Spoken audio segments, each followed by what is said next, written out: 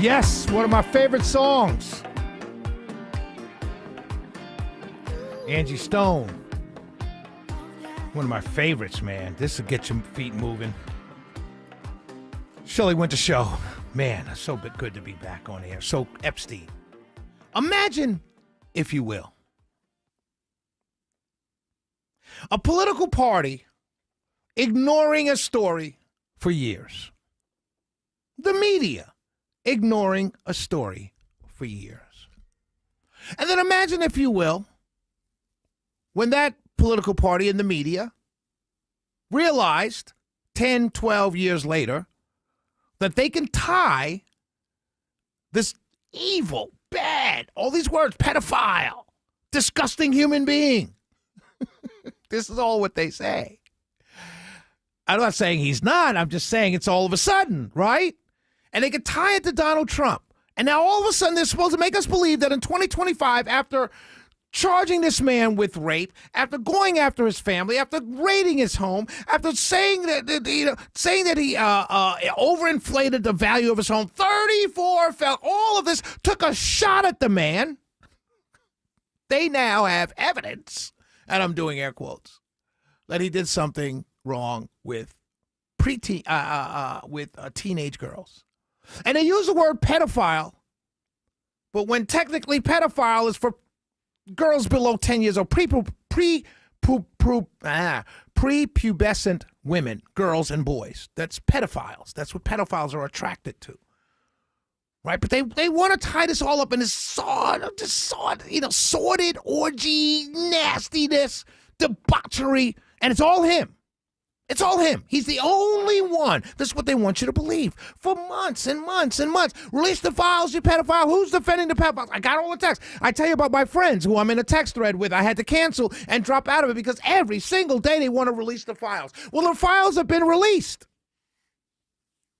And as I read through the files that I can get through, that I've seen, that people have sent me, not a meme. Actually, hey, Shelley, you seen this one? I realized several things, and I want to walk you through those several things right now. One, these people, all of them, the New York Times, Michael Wolff, Michael Wolff, the guy that's always on TV pushing some anti-Trump book, that guy, right? That guy. This dude actually told Jeffrey Epstein how to play both sides of the fence in dealing with Donald Trump when he was running for office in 2016. You can't make this up, my friends. But everyone is supposed to believe that Donald Trump is the only person involved. But the first thing I realized in these emails is that I'm not quite sure this is about girls and sex and debauchery and rich men and little girls. I don't know. I'm not sure it's all about that. I think it's about money laundering. I really do. This guy's not a financial advisor. Wes Moss is a financial advisor, and a damn good one as well. But you go and you call up Wes Moss and you say, hey, Wes, man, I've got a 401k or I've gotten a raise and I'd like you to manage my money or invest my money. And you send it to him. And that's what he does. And he does it very well. This guy wasn't that. This guy never made a trade. There's no evidence of a trade that Jeffrey Epstein ever made for someone. So don't listen to anybody that tells you he made a lot of money for people, because he didn't. He took a lot of money from people, and then what happened to it? That's the question, my friends. You see, by all accounts, this guy was very good at hiding money. So now the question becomes, are we being steered off to look at, look at the girls. Oh, my God. Now, let me stop right there and say something. I am not minimizing these women as victims. I am not doing that at all. These women are victims. They are victims. We know that. And I'm not minimizing their pain. I'm not taking away sympathy for them. I'm merely telling you that there's something else here besides those women, those poor women that were mistreated. I'm telling you, follow the money. These people were involved in hiding tens and hundreds of millions of dollars. And that's why they didn't want these emails to come out.